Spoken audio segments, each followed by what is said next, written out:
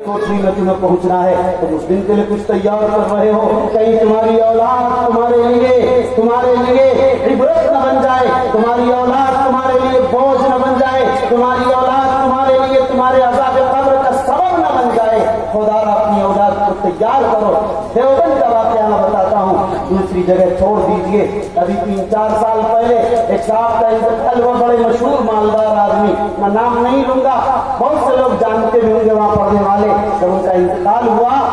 بیٹے باپ کی طرف کم گئے، چیک اور پاس بک اور دوسرے کاغذات بینک کے ATM پر قبضہ کرنے پر زیادہ لگ گئے اور دونوں میں لڑائی بچ گئی۔ دونوں بھائیوں نے ایک دوسرے کو گولی مار دی اور دونوں کی موت ہو گئی، باپ اور دو بیٹے کی ایک ساتھ ہوئی۔ میرے بھائی، مال کوئی اچھی چیز نہیں ہے جب تک اولاد کو تعلیم سے ناراستہ کریں۔ سرکار دو عالم صلی اللہ علیہ وسلم نے اسی بنیاد پر فرمایا تھا، سب سے بہترین زینت اور سب سے بہترین یہ ہے کہ اپنی اولاد کو ادب سے آراستہ کرو، تعلیم سے آراستہ کرو۔ ڈاکٹر سیف الدین کچلو اور ڈاکٹر ستیہ وردھن کا جو واقعہ پیش آیا، جلیانوالہ باغ کا واقعہ تاریخ میں مشہور ہے۔ جب ان دونوں کو گرفتار کر لیا گیا تھا، ڈاکٹر سیف الدین کچلو مسلمانوں کے قائد اور ڈاکٹر ستیہ وردھن ہندوؤں کے قائد، جب دونوں کو گرفتار کر لیا انگریز حکومت نے، لوگ سڑکوں پر آ گئے، دھرنا دیا جلیانوالہ باغ میں، لیکن انہوں نے نہیں چھوڑا۔ اگلے دن پھر دھرنا دیا،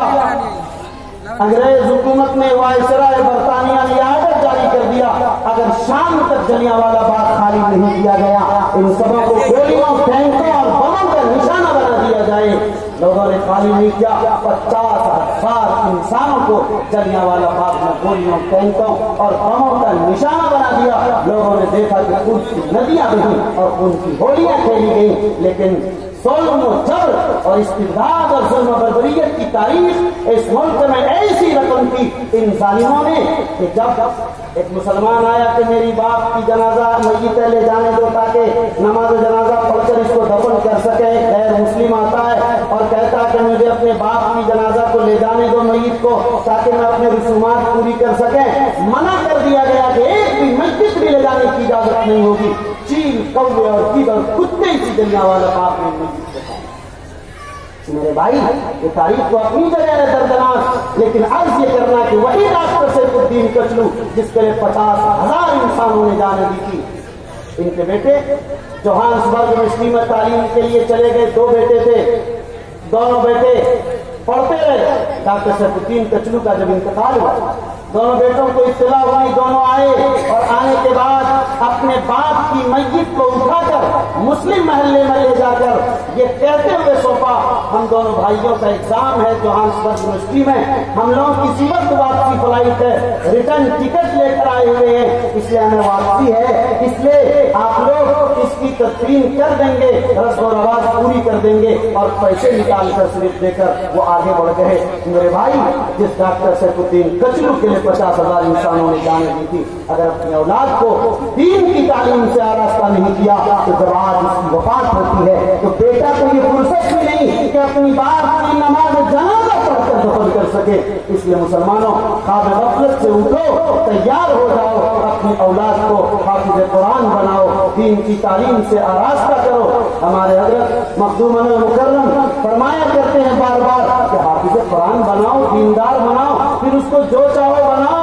اس لیے کہ اگر حافظ بنا کر اصلی تعلیم میں بھی داخل کرو گے تو اس میں بھی وہ ذہین ہوگا اور زیادہ کامیاب ہوگا، یہی اندازہ ہے۔ اس لیے میرے بھائی، مجھے عرض یہ کرنا ہے آپ حضرات سے کہ آپ اس نظام کو مضبوط کریں، متحرک کریں، اپنے علماء کی قدر کریں، اپنے مدارس و مکاتب کی حوصلہ افزائی کریں، اسی میں آپ کی عزت ہے، اسی میں آپ کا وقار ہے۔ اگر یہ مدارس و مکاتب مضبوط ہیں، مساجد کے ممبر و محراب مضبوط ہیں تو آپ مضبوط ہیں۔ اگر مدارس و مکاتب اور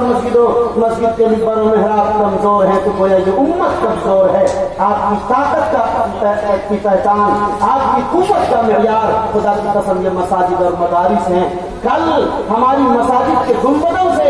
اور ہمارے مساجد سے ایڈریس بتایا جاتا تھا آبادیوں میں، فلاں مسجد کے پاس ہمارا گھر ہے، لیکن اب تو بابوؤں کے بنگلے اتنے بڑے بننے شروع ہو گئے کہ فلاں بابو کا جو بنگلہ ہے اس کے پاس آ جانا، اس لیے کہ مساجد کے گنبد اور ان کے مینارے اب ڈھکنے لگے، ہماری بلڈنگیں اتنی اونچی ہونے لگ گئی میرے بھائی آپ ترقی کیجئے، خوب کیجئے، لیکن دین کے ساتھ، ایمان کے ساتھ، ایمان کے ساتھ، اپنے بزرگوں کے ساتھ۔ اس لیے اگر آپ نے اس کے ساتھ یہ کیا کہ عمارت شریعہ کا 14 نکاح کی قرآن دیا گیا ہے اپنے نقبہ کے ذریعہ، آپ کو معلوم ہوگا آپ ان 14 نکاح کی نظام پر اگر عمل کریں اور اپنے آپ کو دیندار بنا کر پورے معاشرے کی دینداری کے لیے اپنے آپ کو کلکم راعٍ کے تحت ذمہ دار سمجھتے ہوئے اس کام کے لیے کھڑے ہو گئے، خدا کی قسم اگر اتنے لوگ بھی کھڑے ہو گئے تو مدھوبنی کے اندر ایسی تبدیلی اور ایسا انقلاب آئے گا، آپ یقین مانیے باتوں کو۔ میری آنکھوں نے یہ انقلاب دیکھا ہے۔ میں 2 مثالیں دے کر بات ختم کرتا ہوں۔ ایک مثال تو ابھی آپ سن چکے، میرے نشاون میں جسے دیکھنا ہو جا کر دیکھ لے ویلور ڈسٹرکٹ میں کہ جو حالات دینداری کے یہ ہیں، بچہ نمازی ہے، بالغ ہے تو نمازی ہے، اور داڑھی، ٹوپی، کرتا پاجامہ اور بڑے بڑے تاجر، سب کچھ صحیح۔ دوسری ایک مثال جو مشاہدے کے طور پر دے رہا ہوں، تامل ناڈو میں ایک جگہ پلہ پٹی ہے، کرور ڈسٹرکٹ ہے، اس کے اندر یہ پلہ پٹی کے اندر 99% مسلمان ہیں، 99% کہہ رہا ہوں، اس سے بھی شاید زیادہ، 1000 میں ایک کوئی دوسرا ہو، پوری مسلم آبادی۔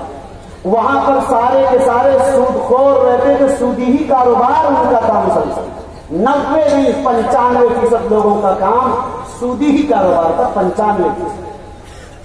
اور لگانے کے بعد علماء نے بیٹھے، طے کیا اور اس کے لیے ایک معاہدہ کیا، ایک عزم کیا، اور اس عزم کو لے کر اٹھے۔ میرے بھائی آج چاہیے، انہوں نے تجارت کو اپنا لیا، بزنس کو اپنا لیا۔ آج وہاں 5% تو سود ہو سکتا ہے، اب 90% نہیں ہے، 5% بھی میں زیادہ کہہ رہا ہوں۔ ہر ایک پورے تامل ناڈو میں خصوصاً اور پورے ملک میں عموماً چلے جائیے، ہر بڑے شہر میں کسی کپڑے کی دکان اور کسی بڑے جوتے کا شو روم اگر ملے گا، آپ معلوم کریں گے اس میں بڑا طبقہ اسی گاؤں پلہ پٹی کا ایک چھوٹا سا قصبہ ہے۔ میرے بھائی مجھے یہ کرنا ہے، اگر قوموں نے اور مسلمانوں نے کبھی عزم کیا اپنے معاشرے کی تبدیلی کا تو اس میں وہ کامیاب ہوئے ہیں۔ آج آپ بھی یہ عزم لے کر اٹھیں کہ ہمیں اپنے معاشرے کو دیندار بنانا ہے، اپنے معاشرے کو جہیز و قلت سے پاک کرنا ہے، اپنے معاشرے کو لڑائی اور جھگڑے سے پاک کرنا ہے، اپنے معاشرے کو اختلاف و انتشار سے پاک کرنا ہے،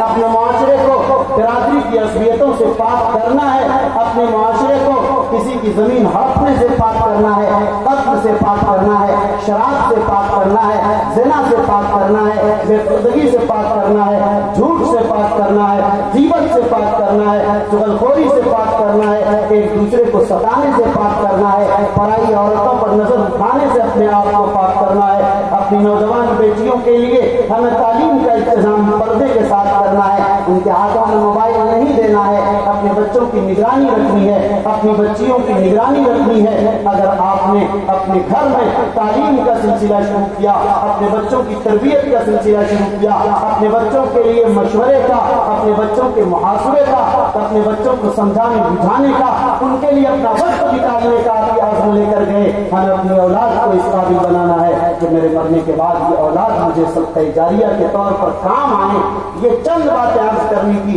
اگر یہ عزم لے کر آپ جائیں گے یقین مانیے یہ اجلاس کامیاب، حضرت امیر شریعت کا یہ اجتماع اور ان کا یہ مولانا کامیاب مدرسہ فلاح المسلمین کے اس اسٹیج سے جانے والا یہ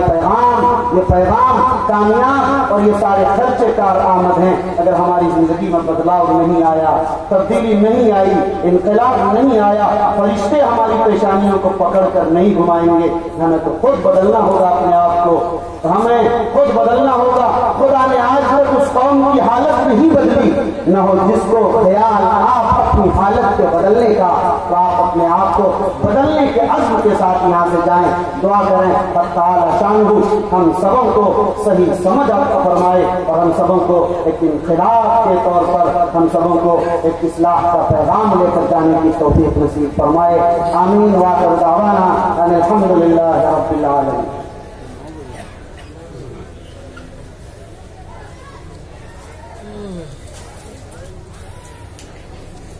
حاضرین کرام، اب ہم لوگ اس منزل سے قریب پہنچ رہے ہیں جس کا آپ سب کو انتظار ہے۔ آپ سوچ رہے ہوں گے کہ حضرت امیر شریعت مجلس جلوہ افروز ہوں اور آپ ان کے بیان کو سنیں، یقیناً آپ ان کے بیان کو سنیں گے۔ دستار بندی کا نہایت ہی شاندار منظر بھی آپ کے سامنے ہوگا، اور کئی نکاح ہیں اس کو بھی حضرت امیر شریعت پڑھائیں گے، اور انشاءاللہ آپ کی بابرکت دعا میں ہم سب کی شرکت بھی ہوگی۔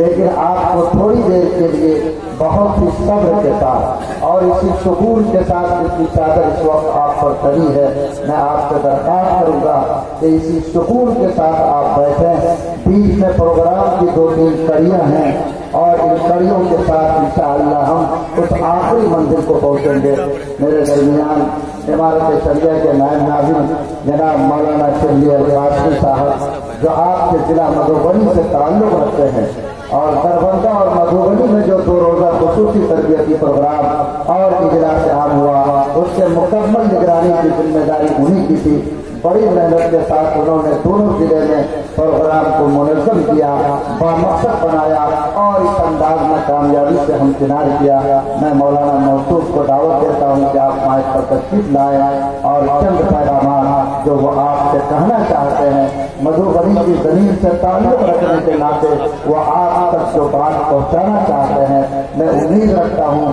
کہ دل سے نکلی ہوئی بات دل پر اترے گی، اور آپ پورے محبت کے ساتھ ان باتوں کو دل میں بٹھا کر انشاءاللہ عملی اقدام کے لیے تیار رہیں گے۔ جناب مولانا الاسلامی صاحب۔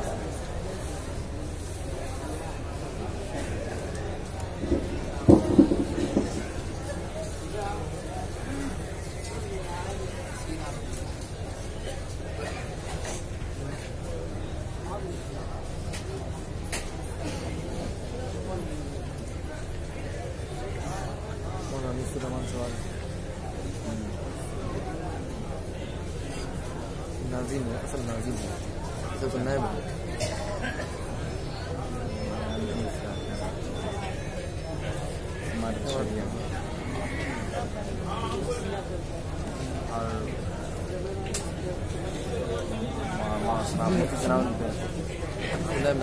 نائب ناظم بہت ہے۔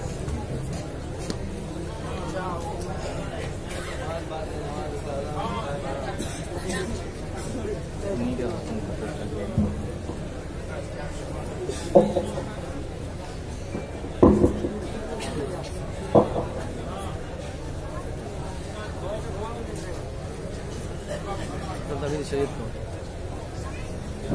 اصل امیر شریعت کو۔ الحمد لله رب العالمين، والصلاة والسلام على سيدنا مولانا سيد المرسلين وآله وصحبه أجمعين. أما بعد، فأعوذ بالله من الشيطان الرجيم. بسم الله الرحمن الرحيم.